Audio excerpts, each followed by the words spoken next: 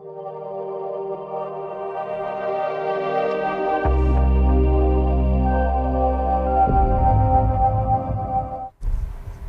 evening. Welcome to another episode of Book It Now. I am your humble and gracious host, Q. I want to thank you all for joining me again on this continued journey of empathy, growth, and understanding. We have a very special show today. If you would like to take a look at some of our previous episodes, you can head to our Facebook page, Book It Now, or go to our YouTube channel, Book It Now with Q. I'm excited to see your feedback, and if you would like to be a guest on the show, you can head to our website, www.bookitnowtv.com. We have a very special guest in the building today, Pastor Keith Battle, who is the senior pastor, I want to get that right, the senior pastor at sir. Zion Church, Yeah.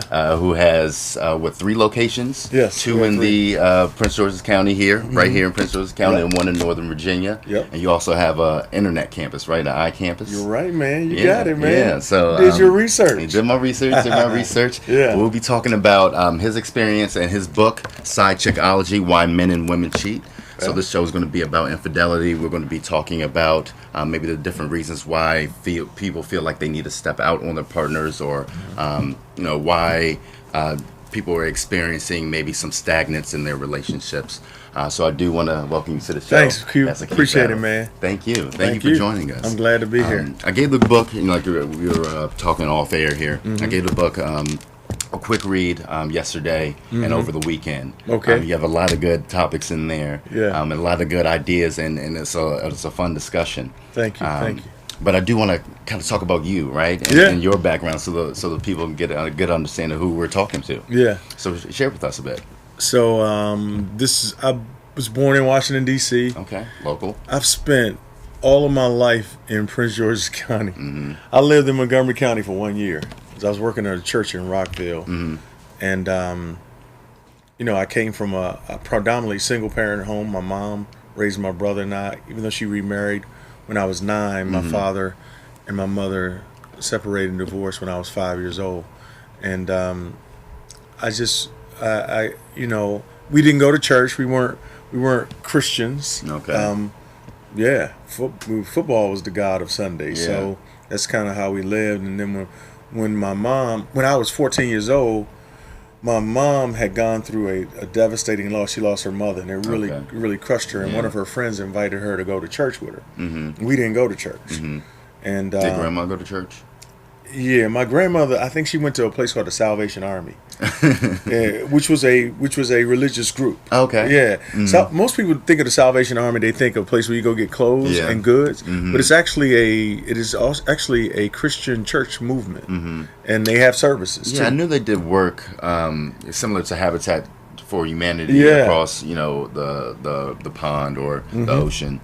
In Africa and in Europe and different places. Yeah. But I didn't know they had ministry as well. They do. It's called the Salvation Army. And they have services. So I think my grandmother was a part of that, but it didn't trickle down. So when my mother went to church and became a follower of Jesus Christ, it changed our house. So now she made, everybody in the house had to go to church, including me and my stepdad, because we were the only ones in there. How old were you at this time? I was 14. 14. And so she made us go to the First Baptist Church of Highland Park, 6801 Sheriff Road, Landover, Maryland, at 7:45 a.m. on Sundays. Yeah. 7:45. So we had to be at churches, and we were never late. I'm saying, so service started at 7:45, so we were in our seats at 7:30. You got to wake up at 5. Wake up, it was dark outside. To go to church. To church. Then we had to stay after church service and go to Sunday school. See, y'all don't know nothing about that. Sunday school was its own service. That went another hour and a half. And that was the most miserable window in my week. But she made us go. You had to go. If you're going to live in this house, you got to go to church. Yeah. Mind you, I didn't believe in Jesus. I thought Christianity was a white man's religion from something I had heard when I was 12 years old and wasn't interested. I thought all preachers were pimps and players and all that stuff. I thought a preacher had a pink Cadillac with a jerry curl.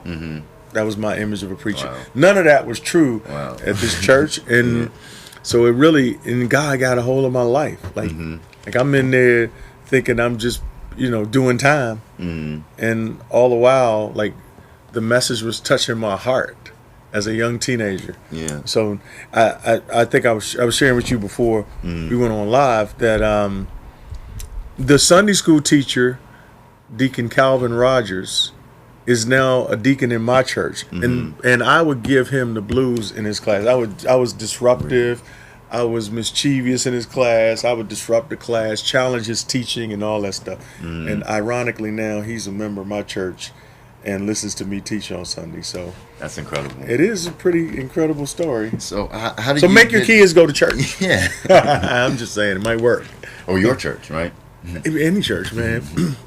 Not just mine. I mean, I appreciate you coming to mine, but man, wherever church is near you, maybe make them jokers go to church while you still have time before they're too old to decide on their own. How did you get into ministry? Right, there's one thing to go to church every Sunday or even go to Sunday school after church, right? But then to feel that compelled to or feel the onus to teach, right, or to spread the word. I think for me, it was a series of events. Okay. So, I don't know, my events seem to be connected to trauma. So my grandmother dies, traumatizing my mother, and my mother, it changes our house. Right. When I was 19, my brother's good friend was murdered. Oh, wow. And now at this time, I'm following Jesus too. I'm a Christian, practicing Christian, but not really like, I'm just kind of like a Christian, not really all committed, but but I got my fire insurance, right? In case, I die. My brother's friend is murdered, and I go to the funeral. I'm 19 years old, and I see this man about 25 years old laying in a casket, and I see all this darkness around me and people in that lifestyle. It was drug related and all that, and it was during a time when there was a lot of drug related homicides in the DC area. And it just hit me like, you need to make a difference. If you're not part of the solution, you're part of the problem. Right. And I remember that hitting me like, I need to do something about this. And then I started being more available, like, God, how can you use me? What can I do? Because I always felt like church seemed to be disconnected from the world in the sense that the message may have been true, but it just seemed to be like when you were walking in a church building, you were walking into a different world. That wasn't connected to the real world. And I always felt like maybe I can do it in a way that will bridge the gap between the streets and the Savior, so to speak.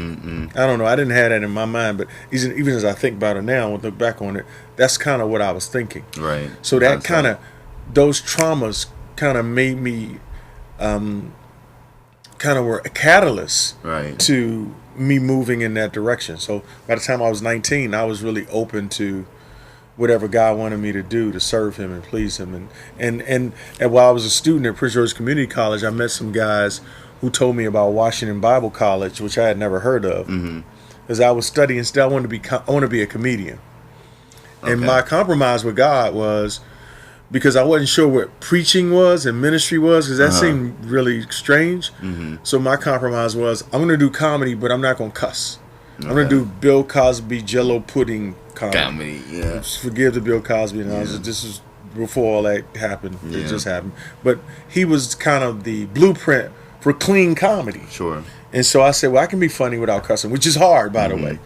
Some of the cussing is what adds the spice to the joke, right? Exactly. But to be as funny as he was without profanity was really brilliant. And so that was what I was telling God I'm going to do. But that wasn't. So I get to do it now. Actually, I'm pastoring, so a lot of people that hear me hear the comedy in my preaching. So I'm doing clean comedy, right? I try to keep it clean anyway.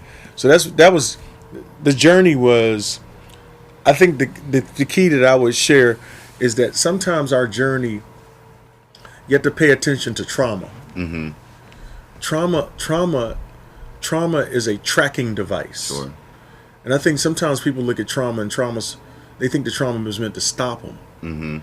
I think trauma is meant to direct us. Exactly. You got that? Absolutely. Like your life goes in the direction of the pain, because whatever you go through, and you survive, and you're victorious, and you conquer it. Right. Now you know the way. Right. You become a subject matter expert on this. Like, how do I make it through this? Right. The problem is we don't want to go through anything. Like, I don't want to go through nothing. Right. Not even traffic. Only thing I want to go through is the doors at Dunkin' Donuts. That's what I want to go through. Because I know what's on the other side. My favorite. Yeah. Come on, man. America runs on Dunkin'. America, I got that. That's a free advertisement. That's a free ad. Dunkin' Donuts. You should support Book It Now, Dunkin' Donuts. Y'all should. We got ad space. You should support it. We have ad space. Here's a donut lover. You should support him. Get behind him. That's my journey in the ministry. So, at what point do you say, okay, I'm going to write a book and it's going to be about this subject? Well, it's my second book, and okay, what was your first? The first book was called Second Chance. Okay. A Second Chance: Grace for the Broken, and it's a leadership book. Okay, and it's a book helping leaders to recover from failure. Okay, right? And because I think the church does what the church does when somebody messes up, they set them down. They're like, you can't sing no more. You can't. But they don't have a plan for them. They just say, just sit down over there, so because you're pregnant or whatever. But they don't. There's no restorative plan. So I wrote a book that strategically helps to help a person identify what caused them to go down that road, right? And what can we build into their lives systemically to help them come back better than they were. So that's what A Second Chance: Grace of the Broken is about. But even that book, right? Yeah. It's always. I'm always curious because writing a book is no easy task, right? It's no small task. No. And to sit down and to make the decision that you're going to do it, and then to follow through and not just have scribbles and a notepad under your couch, for that time. I was thinking about writing the book. You went through with that. So what made you say, I need, very similar to, going to that funeral and having that click. What made you go, I need to write a book? Well, there's several motivations to writing a book for me, right? One is I have content that I think is important to document. Right. Like, it's more than something I need to just, like, let's say you and I, we go out, we just eat chopping it up at Dunkin' Donuts or whatever, and I'm saying stuff that I've learned, and I'm sharing it with you. I'm like, man, that's deep, right? That's good stuff. And but I have this information that I've been getting, and I've been journaling, or I've been thinking through and framing in my mind, and there's just certain stuff that's just too good to just stay in our head. We want it to outlive us. Right. Something that's timeless. Absolutely. It goes for perpetuity. Absolutely. So that's one. But I think so the motivation is, do I have content? And then the other thing is, you have to be motivated to help people. Absolutely. I want to deliver content that has value for life change, because you cannot write a book without putting your whole life into it. I mean, you got to throw your life into writing a book. Now, with all due respect, I've seen people that write stuff they call a book, and it's really just a little flyer, right? It's not even a whole chapter. Yeah. And I'm not discrediting anybody for doing that, because that takes work. Absolutely. It took work to organize that. But if you're going to write a book and it's got 40, 50, 60,000 words in it, then you have to put your life into that, because you have to own it. You have to sit with it. You have to put your, as Honorary Quarter says, you have to put your butt in the chair. Yeah. And you have to be there with it when you don't feel like it, when you're blocked. Exactly. When you're challenged in the very thing you're writing about, when you don't feel worthy to communicate about it, when you don't know if your stuff is good enough to be published, or that anybody would read it or buy it. All of that stuff you have to overcome. And still deliver, and still deliver, and still deliver, and still deliver. Then read it over and say, that's not, well, how can I say that better? And go through an editing process. And and that's why you have to give your life to it. That's why I'm so enamored by authors and people who write books, because it does take all of that. Yeah. And then when you're finished, am I finished? No, no, because even when you, so if I can to do this, I had to put my life in it, right? So then I deliver it to the process, to an interior designer, to a cover designer, to multiple editors, through that process and all that in the book world. So there's a book world, right? And I get one of these in the mail, and I can say, mission accomplished. Yeah. Now the work starts. Now I got to come talk on the Q show, on the Book It Now show, so that people will read it. Right. You have to be willing to work as hard to let people know about your book. Absolutely. That's another part of the journey. You understand? Like that's as laborious as the time. Absolutely. You have to give your life to marketing it and branding it and having it and passing it out. Say, hey, would you read this? What do you think about this? Can I share this? Can I share this with your church? Can I share this with your company? Can I share this with your marriage event or whatever? Like, yeah, writing a book if you're gonna do it and you believe in your content, you gotta throw your whole life into it. Right. And Absolutely. and when you have another life, you're married, or you have children, or you have a job, a full-time job, because it's hard enough if you're just a full-time author. But when you have all of these other competing things for They're your actually time, paying you or you care about, or that you can't abandon while Right, you're doing exactly, this. absolutely. You have to find the time, you have to sacrifice to get it done. And so Absolutely. it's no small thing. But I certainly, obviously, I'm a kid from Fairmont Heights.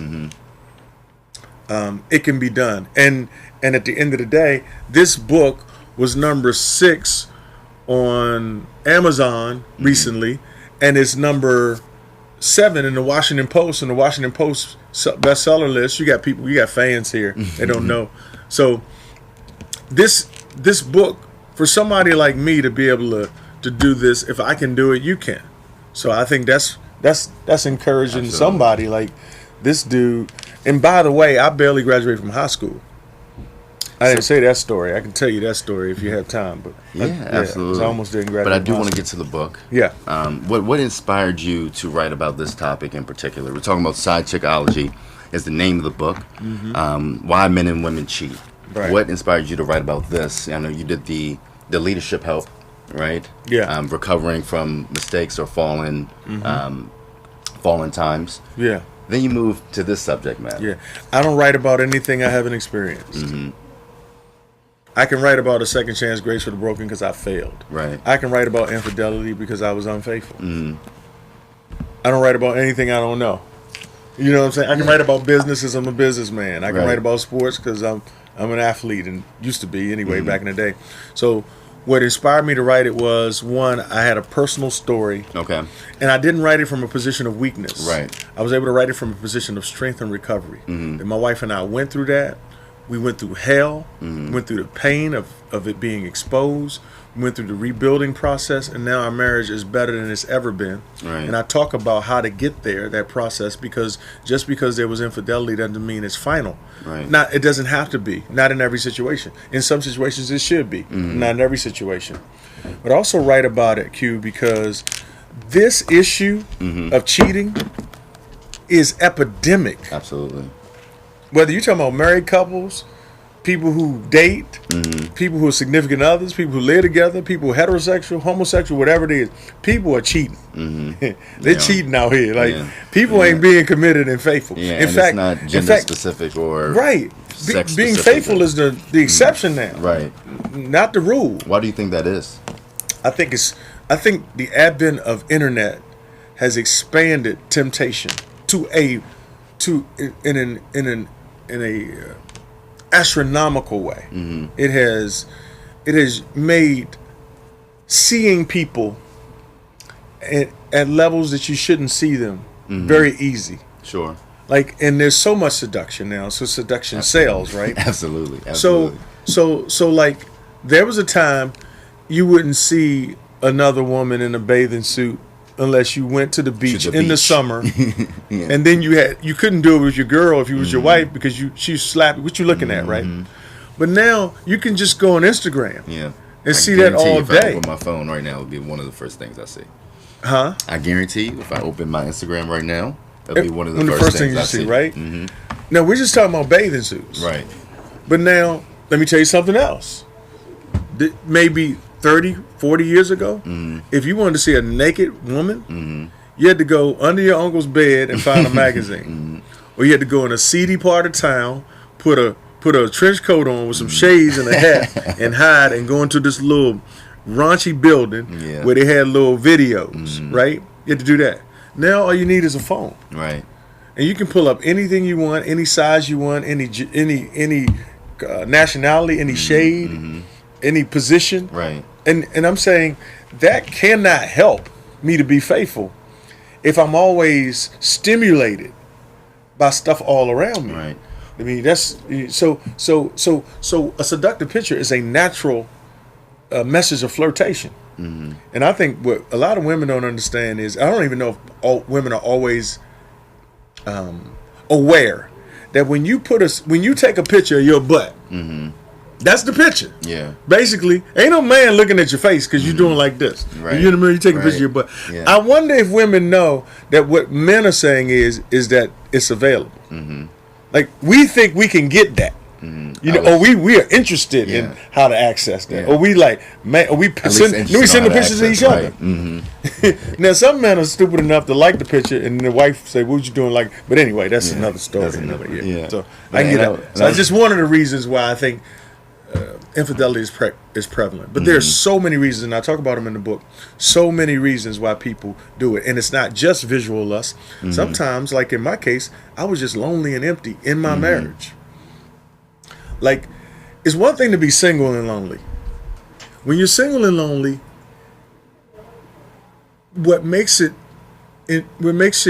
something you can endure is that it makes sense. I don't have anybody. Right. When you experience marital loneliness, that is an intensity that's unmatched because I didn't get married to be lonely. Right. Jill Scott has a song that says, "I'm lonely whenever you're around." Like, think about the intensity of your loneliness being intensified when the person you marry comes around. Right. Like, you remind me of how lonely I am because of how much distance is between us. And I'm saying when you have a bad marriage, it breaks you down in such a way that and some people can pick up on your brokenness. Oh, he sure looks sad with his fine self. Man, like if a woman's sitting there crying at a bar, man was like, "You too fine to be crying." Right. What dude out there won't take care of you? I drink your bath water. You know what I'm saying? Because every dude got a line like that. He got some line. Usually the one. He got it from his uncle, right? Yeah, that's usually the one. But you see what I'm saying, though? Now this is we're not even talking about internet and your Instagram, your IG page. I'm talking about just human emotion, brokenness, sadness, emptiness. It doesn't necessarily start with a sexual relationship, just a friendship. So now I got a friend at work. It just happens to be somebody that's also somebody that maybe we grow to find each other attractive. But it starts out with just conversations. And that person begins to say things that we don't hear at home. Right. Like, "Oh, you sure look nice today." "Oh, what's that you're wearing? That smells good." You So, like, if I don't get a compliment anywhere, I'm going to get a compliment from in cubicle 4 on the 3rd floor. So I know I don't have any business down there, but I find a way to get down there every day. Cubicle 4, 3rd floor. Why do you think people don't feel comfortable enough to voice their insecurities or their discomfort in their marriages, or that lack of communication? That, to quote Jill Scott again, when you come around, I get more lonely. Why do you think that? You've made a commitment to this person. Sure. But you don't feel comfortable enough telling them, "I'm feeling uncomfortable with the way this commitment is going." So here's what happens typically, which is a great question. Why can't we fix that, right? Or why don't we have a conversation about it, right? Right. I believe that there was at least one conversation that was attempted. It's not that people don't communicate at all in marriages. It's just that the conversation doesn't go well. So let's just say the person comes out and they say, "I just want to," because early on it's like, "What's wrong with you?" "Well, I just feel like, we don't talk to each other. You don't seem to take any interest in what I'm doing. You don't support me. Like, I come home and I just feel like I don't feel valued here." Like, and then so instead of that person hearing, "Okay, well, I'm sorry, you're right, I should do that. How can I show you value?" What happens is that person say, "Well, what about me? Yeah.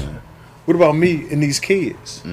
You want some value? How about you give him a bath tonight? How about you do some of this work? What about all the stuff I got to deal with? And my mother's sick. And I got bills to pay. And I did I fried 3 hairs a day, and I did a perm and a jerry curl. And I got to come home, and all you thinking about is yourself, Junior." Is that what it's about? It's always about you. So what happens is, and that's not far-fetched. Somebody might be laughing right now, but that's not far-fetched. Yeah. So what does Junior do? His name is Gary, but she called him Junior when she's mad at him. So what does Gary do? You know what Gary does? Okay. All right. Cool.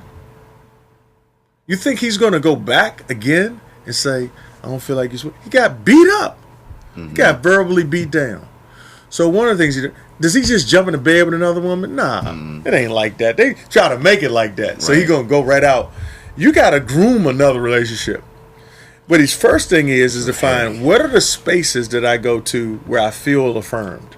That could be at the bowling alley, the golf course, the bar. It could be in the man cave.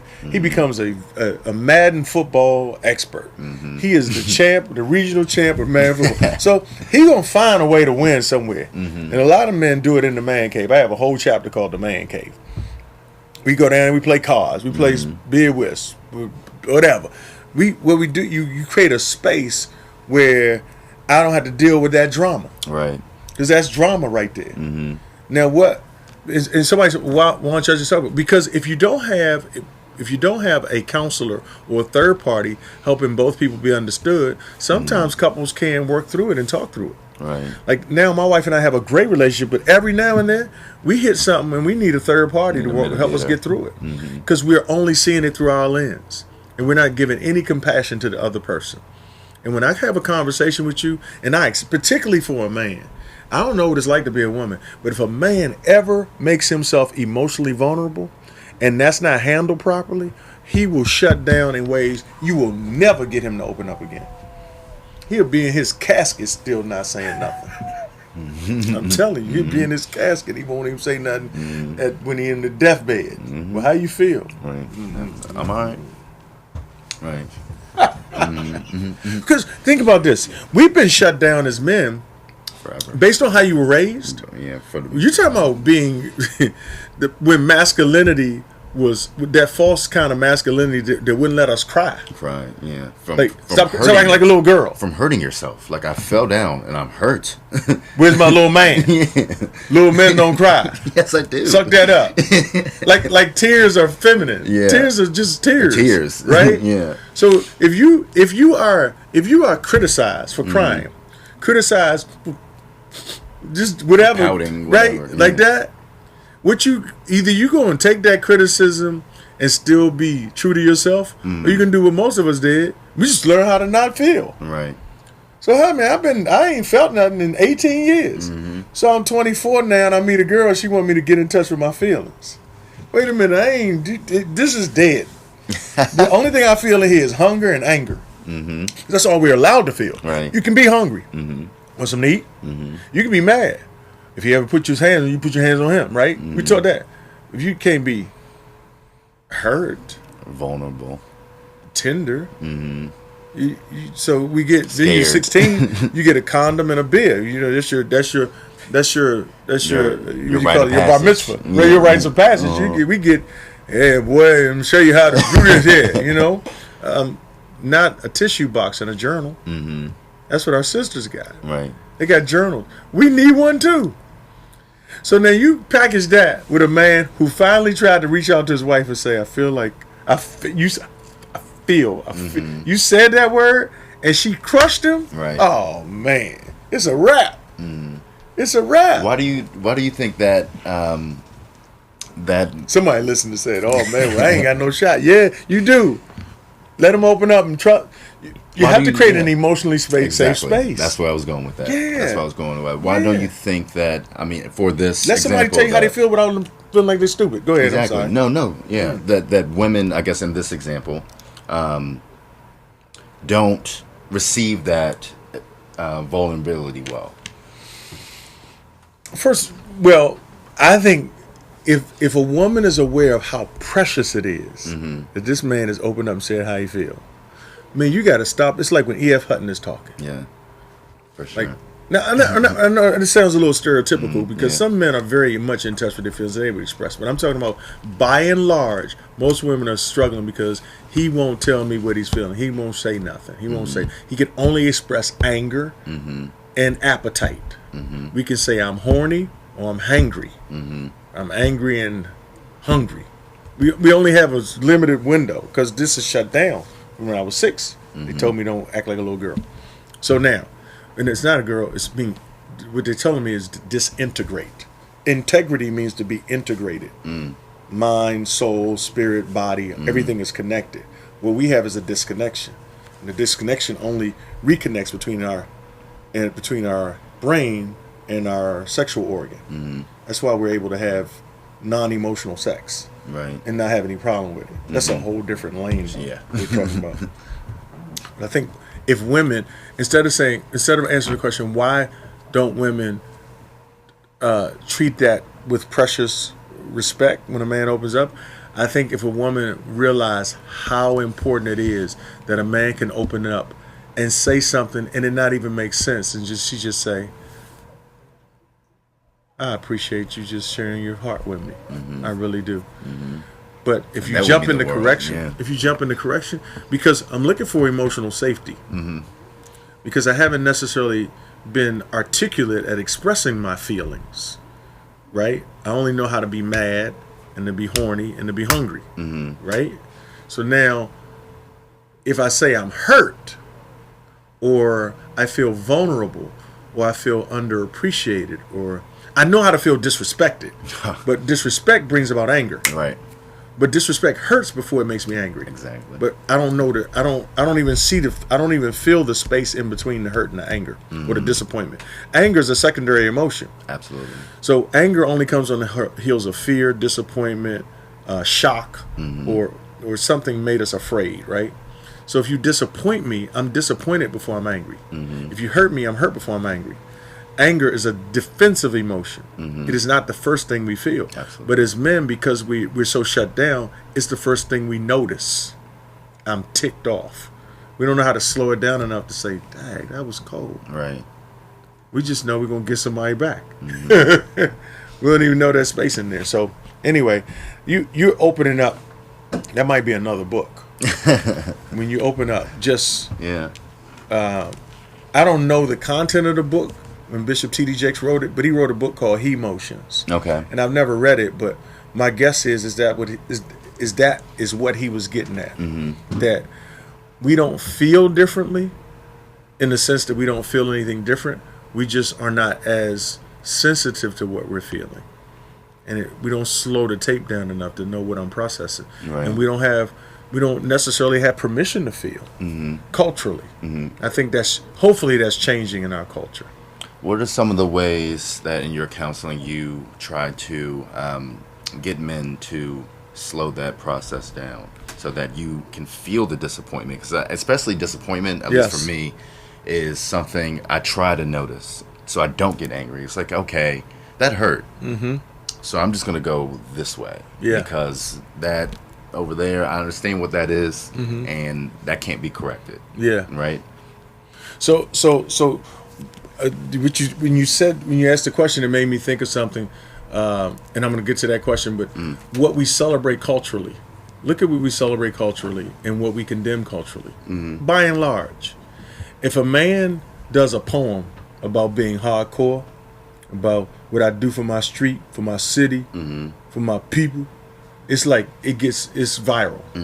If a man is just on there, remember when Tyrese cried? He got vilified. Yeah. But he was hurt. For his daughter. He will never do that again. His daughter. He will never do it again. Yeah. What we're doing is we're training men to shut down. So how do I do it? What I do is I first of all, I'll explain it. Anger is never the first thing you feel.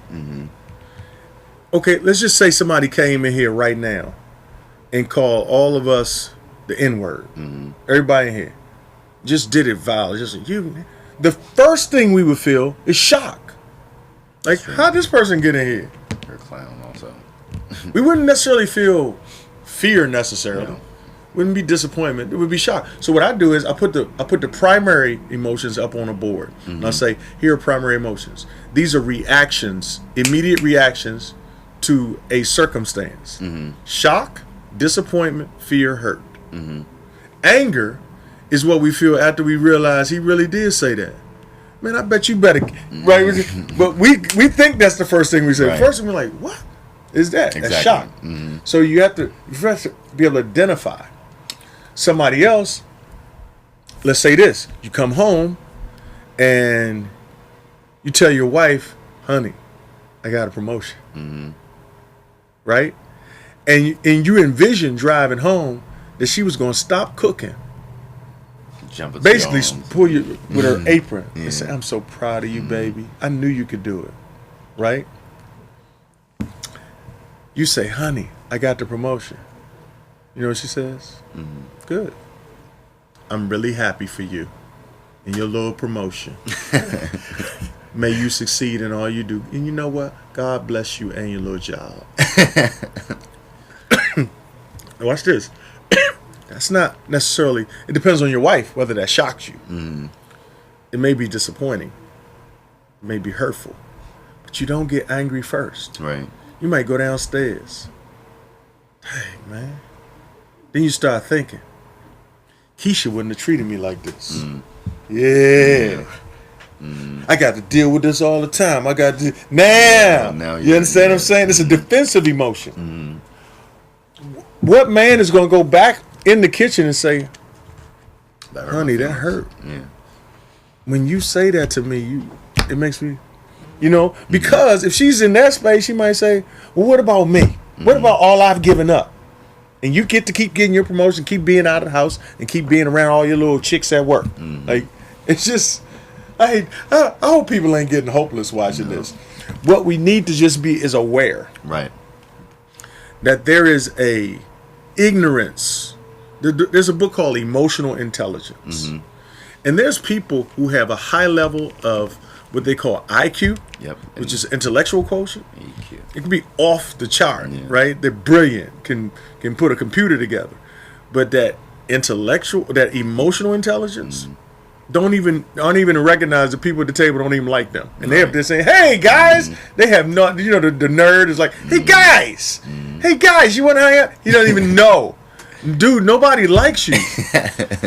But he's got like a 3,000 on his SAT. Yeah. Oh, you want to understand the Q squared of a Megatron? But so emotional intelligence is the key to relationship management and relationship success. Absolutely. You have to have an emotional level of understanding. This may not be a good time to say that, or maybe a better way of saying that. Don't just keep it real. You keep it real, you're gonna have consequences. Anyway, I feel like I'm preaching to the choir. But we want to switch it to a more, I guess, promising note, right? What are some of the pillars of fidelity, right? Being in now that it's the minority, right? Being in a relationship that's about the other person or about you two together, really. That marriage of two souls, two beings, two hearts, two minds. Yeah. And great really, question. That's a great question. The pillars of fidelity. Yeah. I'm gonna steal that. So I would say the pillars of fidelity are trust. Right? So I trust you and I want to have your trust. The pillars of fidelity are communication, that we can talk about what's going on in our world and be honest and have a level of communication that gives intimacy. Like you can intimacy. Not just what I want you to know, but what I want you to feel. I can talk to you from my heart. I can open up what they call in the Old Testament, there was a place called the Holy of Holies. And only the Most High Priest could go in there once a year. It is a sacred space. Right. And so can I have a conversation with you about my sacred space? I open up to you. That's the deepest level of intimacy when you see my soul. Not just when you see me with my clothes off. When I open up my soul to you. Another pillar of fidelity is fun. I think a lot of marriages are vulnerable to infidelity because they're not having any fun. They don't do getaways. My they parents don't on go vacation dates. right now. Too, Just man. the two of them. Without their kids. Yeah. You got to do some stuff that's really reinvigorates the passion in the relationship. And most people get married, they really did like each other before they got married. Yeah. And they spent a lot of time together, bunned up, going on trips, holding hands, going on dates. Then they get married, and I say this when I get this talk. This is a man issue, so I'm talking about men, what we do. I can relate. So when a man gets married, it's an accomplishment for him. It's almost like going hunting and starting a company, right? Like, and if any man that goes, if you go in a man's basement and he's a hunter or a fisherman, and he's caught some big fish, like a big, I don't know, whatever. I don't go fish, but he caught a big bass. You know, it's always bigger than he says. But if he caught a real big one, I bet it's a picture on his wall, and then him and his boys holding it. It take 3 guys to hold it, really, because it's so big, right? He's got that picture on his wall, and there's a story behind it. Yeah, we were at Montague Bay or whatever, right? Montego Bay. If he ever shot a deer, the head of the deer is on there too. So he's got a bass, he's got a buck, he's got Beverly. She right up there with him. Yeah. And all of them is something he caught in the past. Now he's moved on to his business. Right. She gets up there with the bass and the buck as an accomplishment. And everything he did to get her, he got her. But he forgets she still wants to be pursued and intriguing, and she wants him to look at him and say, girl, you look good when you come down the steps. What's your name? What's your name, shawty? Can I get your number? Yeah. Just walk up on her. Like, you know what I'm saying? Yeah. All that stuff we used to do. Now we don't do it because she's up next to the bass and the buck. Now it's about the business or whatever the next thing is. And I think when you're going to have a pillar of fidelity, it's not just trust and it's not just communication. It's fun. It's dating. It's taking getaways. It's flirting with each other. It's applauding each other, praising each other, affirming each other. I shouldn't have to go outside of my marriage. Your biggest cheerleader should be in your house. Yeah. Your biggest cheerleader should be your spouse. Yeah. Because one of the blessings that I have, that I get to do, is I do sports chapels for professional teams. Okay. So, like now, I am the chaplain for the Washington Wizards, right? So one of the things that I've discovered with professional athletes is that although they're multi-millionaires, they're human. They're human. They're people, Absolutely. right? Absolutely. And a lot of them are bothered when they play for a team and the home crowd boos them. You would think they don't hear that, but they know when the home crowd is booing them. And when they play for the team and the home crowd boos them, you know what they want? They want to be traded. They want to play for another team. And when a man especially comes into a house and he's not being cheered, silence sounds like boos. And you know what he wants? He wants to be traded. He want to play for another team. Because I'm tired of working hard for a team that I don't get. It should be Fan Appreciation Day here when I come home. Right. You know what I'm saying? There's no welcome at the door. There's nothing. That's why men like dogs.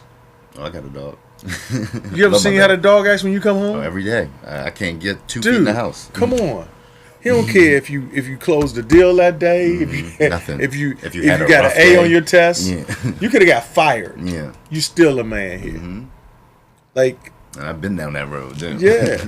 That's why he ain't gonna let his dog go. Right. That's what his dog died. He had a harder time when his wife died. Right. At least my dog was there for me, you know. Do you think people really understand the gravity of marriage and taking those vows? I don't. And I don't say it disparagingly. I've read the vows many times. I've done them in a ceremony. I don't think people are even really listening because it's ceremonial to them. Right. Because if you look at where the real emphasis is, the real emphasis is on the ceremony. More plans is put into the wedding than the marriage. Right. But the vows are about the marriage. Yeah. They're set in the ceremony, but they're about the marriage. Yeah. People just make the vows a part of the ceremony. It's no bigger than the flowers, the bride's dress, the colors, the musician, the organ, the venue, the reception. They write them the day before, the night before. If they write them, they write their own. Yeah. Yeah, and it's all cute. But there's no commitment to it. Right. Because they don't have a wedding. They have a wedding plan, but they don't have a marriage plan. So, and then we make such a big deal out of the wedding and out of the engagement now. I said sometimes we got these. I know a guy. Now I shouldn't say this, but because I know him, but he proposed on a helicopter in New York City. My coworker just got proposed to on a helicopter. Brazil. How you gonna beat that? Right. Oh, their wedding's on a boat. Right. So watch this. Watch this. So you got a helicopter engagement, a boat wedding, and a tricycle marriage. I'm saying that's putting the cart before the horse. Now we got all this glamour that went into the engagement, and all this money that went into the wedding, and they don't even have a strategy for how to stay close after they have kids. Because kids create distance between the spouses. They don't have a strategy for what are you going to do when you get promoted? What jobs should you take that are actually marriage friendly? Or what jobs might make you a lot of money but take you on the road so much that you'll be vulnerable to having an affair? Like, they don't have a marriage plan. They got a wonderful wedding plan and a very creative engagement plan, but no wedding, no marriage plan. And the premarital counseling now is almost ritualistic as well. Sure. Yeah. I think we should try to stop a lot of these weddings, but you can go so many places to get married now. You can go overseas, you can go down to the courthouse. Like, people marrying, you just pay up. He come to me tomorrow and said, man, you got, I can be there at 6 o'clock. Yeah. You got a license? You got your fee. Right. Well, that's crazy. So how do two draft or create a marriage plan that is practical, right? Yeah. Because it's one thing to sit down and try to do it with your spouse or your soon-to-be spouse, and you're trying to get everything together, but you know, this is still fresh, it's still exciting. Right. So you're going to have these big, grandiose ideas of how life is going to go. You don't know, in 3 months you could be pregnant and you could be having a kid, but you're not planning for that, right? So how do you draft a practical marriage plan? Yeah, so it's, first of all, I wouldn't try to do it without somebody that knows what it's like to be married helping me. Okay. So how do I have, it's almost like coming into the business, right? Entertainment business, right? You come into entertainment business, you're green, you know nothing about it. And you're saying, what should be in a contract? What should I be asking for in my contract? Well, I want to talk to somebody who's got 25 years in of success. Right. They've suffered. They know what it's like to have messed up. They know who to have as a publicist and that kind of stuff. They've gone through that trauma. Absolutely, right? Because I want to learn from your mistakes, not mine. Right. So you can't put together a marriage plan when you haven't been married. You need somebody that's been married to say, here are the things you need to put in place. Here are the places you need covenant on. Like, you should covenant on what's going to be the tiebreaker when we disagree on schools for our kids? What's going to be the tiebreaker when we disagree on punishment or discipline for the kids? What's going to be the platform where we're going to go to church? Right. What's going to be our spiritual base? What is going to be, what's our non-negotiable at this stage? What do we value? What's most important to us? So that we don't get blindsided by opportunities that don't fit our values. Right. You have to put that stuff in place and then say, run opportunities and invitation by our values. What kind of events will we go to and take our children to that we say are not healthy? Who do we want around our kids? What are we going to do? Here's the key. What are we going to do to maintain dates and fun with each other when all these additions come into the family, like children, like businesses, like opportunities? How do we stay connected? Because people lose each other with all the blessings they get. When they were living in a little apartment, they did everything together. They had dinner together, they cooked together, they cleaned the kitchen together. Now they got a 2-acre property, and he spends more time keeping the lawn together because you don't want to be the worst looking house in the neighborhood. And so the 3 hours he's working on the lawn and she's in the, like, all of that. Like, now I got to make sure the generator's working and all this, and we got to paint and we got to remember this. And this thing came actually to bless us, but it came between us. And they don't even know it. Right.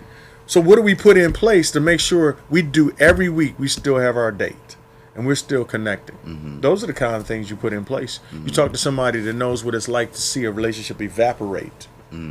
Because think about this. People are getting divorced, and I know for a fact these people used to love each other so much it was sickening. Now they don't even like each other. Right.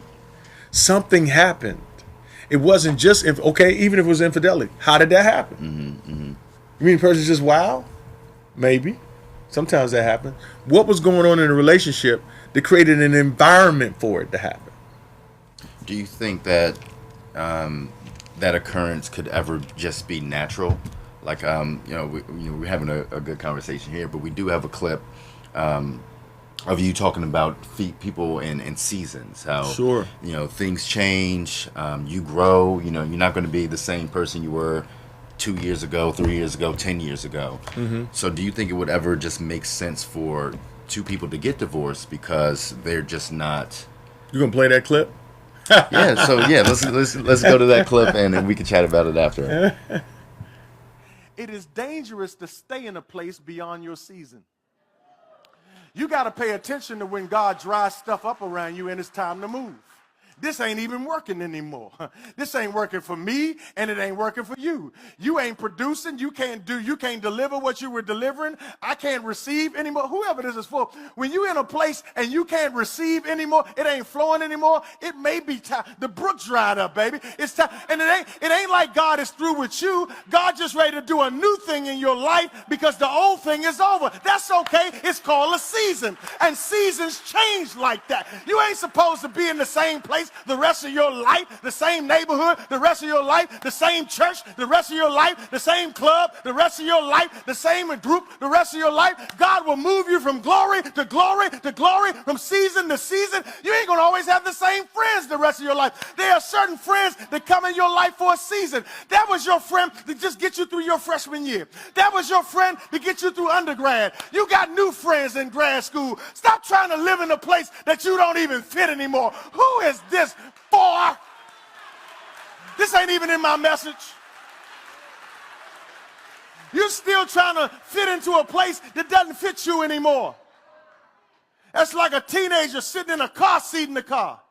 I know they still a child, but it looks crazy, and they're uncomfortable, and it ain't even safe. It ain't even safe for y'all to stay in some of the situations you've been in, or you don't even look right. You don't even sit in a chair right. You in a chair, you in the 12th grade now, sitting in one of them kindergarten chairs. You look all out of place, you don't fit in, and you trying to fit in and break yourself down and act dumb and dumb down what God taught you and dumb down what he gave you so that nobody will be intimidated by you. The devil is a liar. It's time to move. Y'all ain't.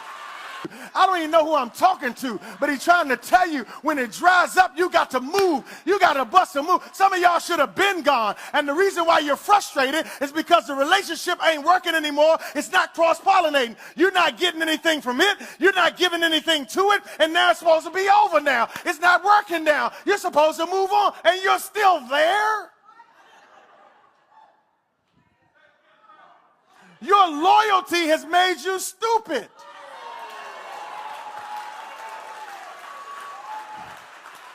Your loyalty is to God, not to man, to God, not to people, to God. I don't care what they say about you. Yeah, they're going to talk about you when you leave. Yeah, they're going to think you're too good for them, but that's okay. You got to answer to God. Who am I preaching to? You know who you are. So you do talk about change and having that loyalty, right? Yeah. And how that can be affected, with various factors.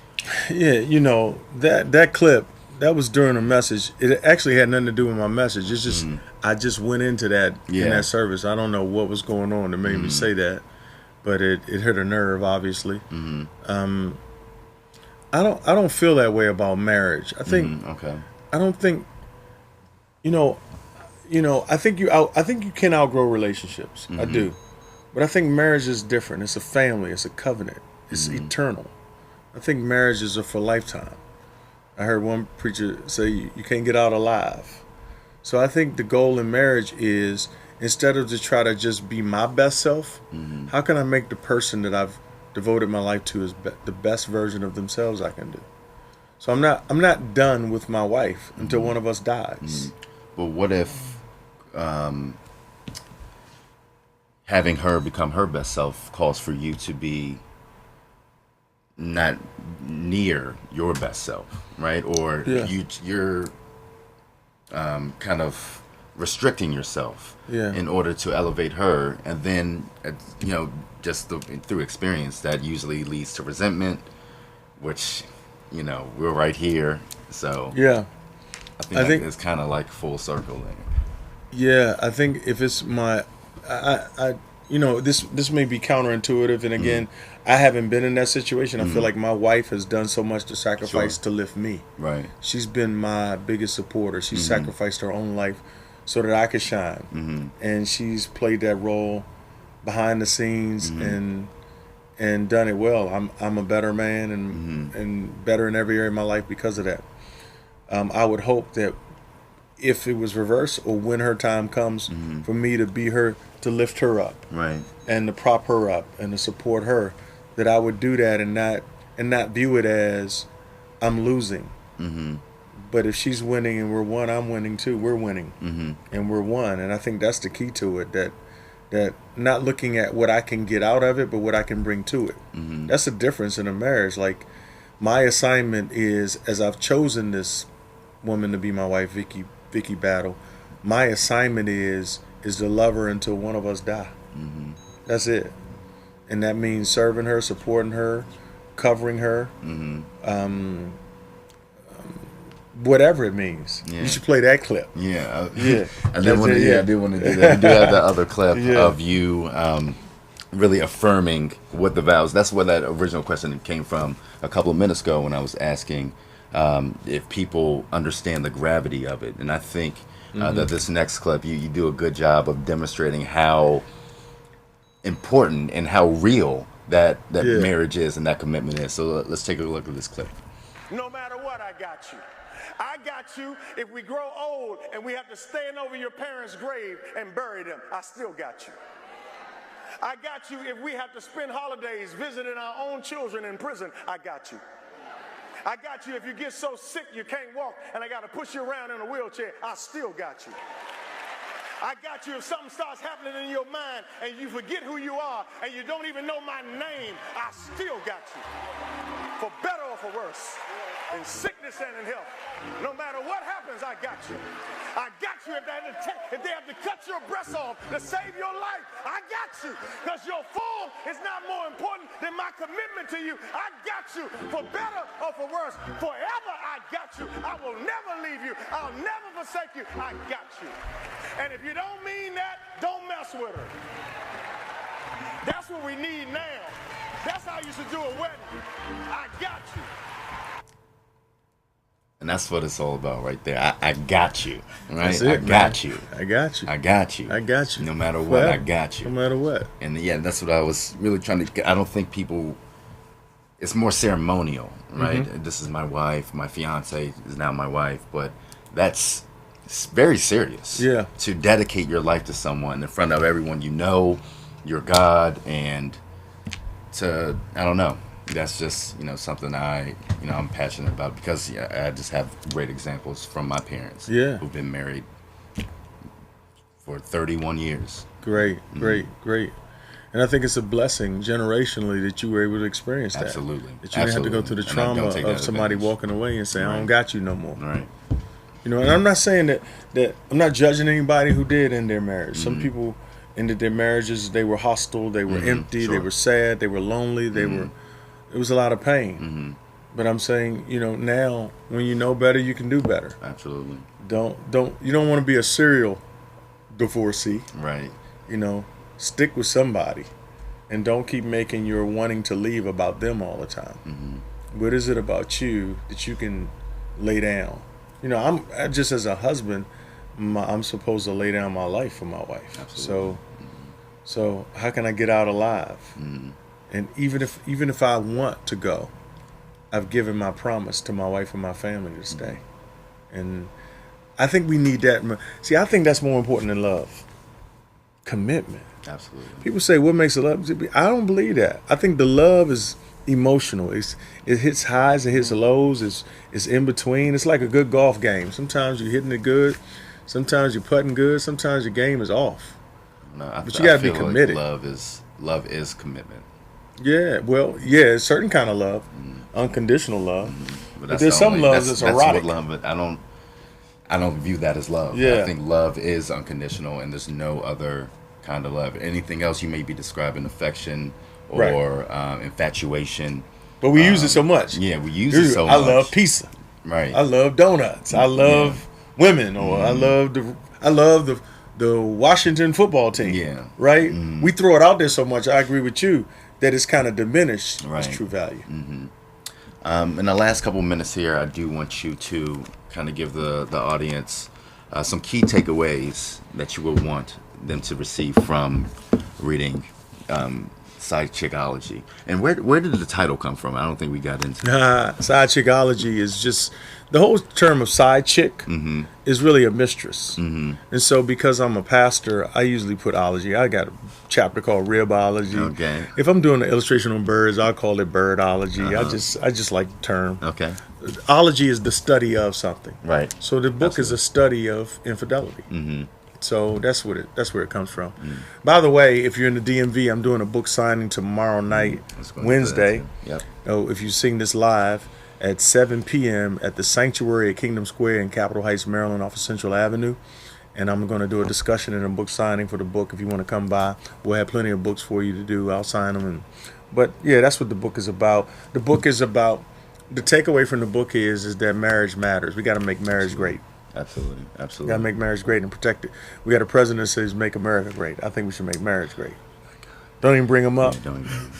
We were having a good conversation. I saw you, man. You should see it. We were doing you don't so love well. Him? We you were don't doing love so him, well. man? You gotta love him. I do love him. You just don't like him, right? I don't like him. You can love people you don't like. Exactly. But where can they see your sermons, or where can they come see you, or So you're local in the DMV area? ZionChurch.org. We'll let you know where our services are, our locations, our times of service, and all of that. We we have location in Fort Washington, Landover, Woodbridge, Virginia. And for the Soon folks to be that Greenbelt. may not be in the area, Yeah, if you're not in the area, just go to ZionChurch.org. We have a stream on Sundays. We do about, it starts at 6 a.m. on Sundays. Our service streams. You can watch it all the time during the week. You can go on demand and watch any of our. You can watch. I did 2 sermons on the book called Side Chickology. It's different content, but it's about the same topic. So Keith Battle on Instagram, Keith Battle on Facebook, Keith Battle on Twitter. Wonderful. I do try to interact with people on those platforms. And one more time, where the book signing is Tomorrow night. On Tomorrow Wednesday, April 17th, it'll be 7 p.m. at the Sanctuary at Kingdom Square. It's in Capitol Heights, Maryland, Central Avenue. Not sure of the date, but I think we're out of time. So, yeah. We'll be wrapping up here. I want to thank you for joining us. Thanks, Dr. man. Battle. Thank Appreciate you. it. This was a Appreciate great it, Q. conversation. I enjoyed it. I learned a lot. I had a lot of hope, fun. Yeah, I hope you all did learn too. Where can they pick up the book? Amazon, Barnes & Nobles, my website, sagacitycompany.com, S-A-G-A City, sagacitycompany spelled out.com. You can get it at the First Baptist Church of Glen Orange bookstore. You can get it at Zion Church. Or get it at the book signing Or tomorrow. you see me on the street. I got them in my car. I sell them out the trunk. Well, thank you again. My man. It's It's like a been mixtape. pleasure. I sell these out the car, buddy. like Nipsey. Like Nipsey. Rest in peace. Rest in peace. I want to thank you all again for joining me on this continued journey of empathy, growth, and understanding. And like I tell you every week, and it's always true, if no one has told you that they love you today, remember that I do, and I always will. Good night.